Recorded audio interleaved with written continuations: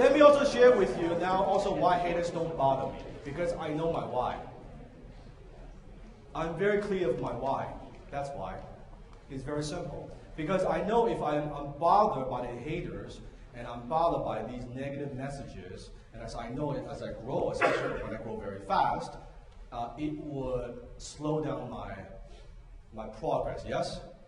Because I know that as I'm doing this, there's another past dialogue in the audience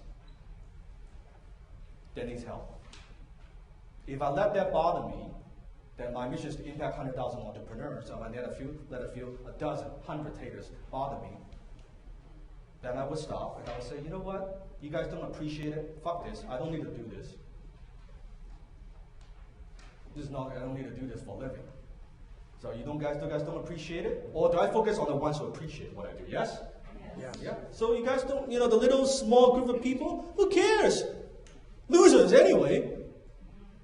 Yeah. They were never going to buy from you anyway. Yeah, I don't, yeah, whatever. Not my target, not anything. I don't care. I don't care. Why who cares? Yeah, who cares?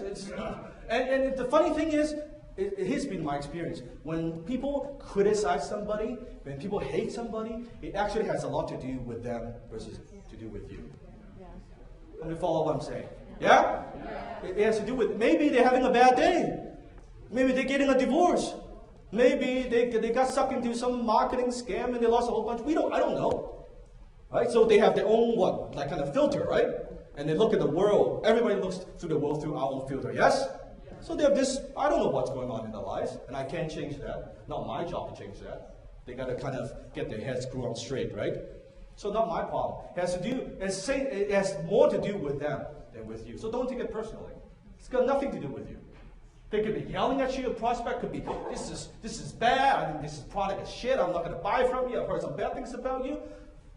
It's got nothing to do with you. Relax, man. Drink a soda. Get a sugar high or something. Relax, man. Yeah? So, the close is not for you, it is for who?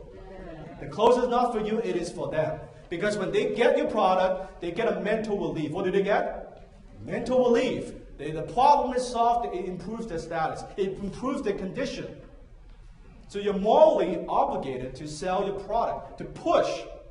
In fact, I believe if you believe in what you sell, you are actually ripping people off if you don't do your best to sell them, to close that deal. Does that make sense?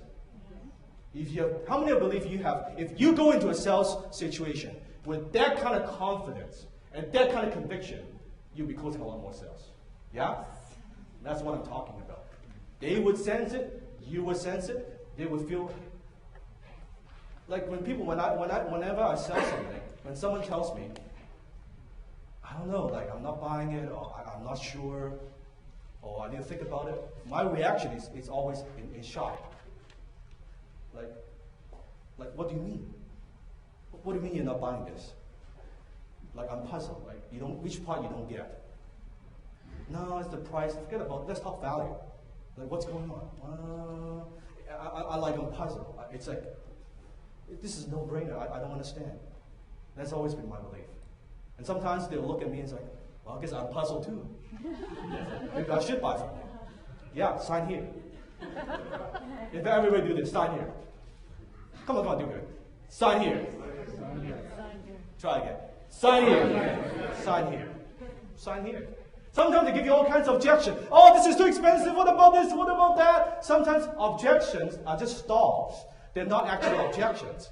They give you all kinds of objections. You might be, let me explain to you why we charge this much, or let me explain to you. Sometimes they just need to let it out. And then you smile and say, what do you do? Sign here.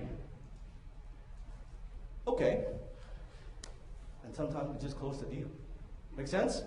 Okay.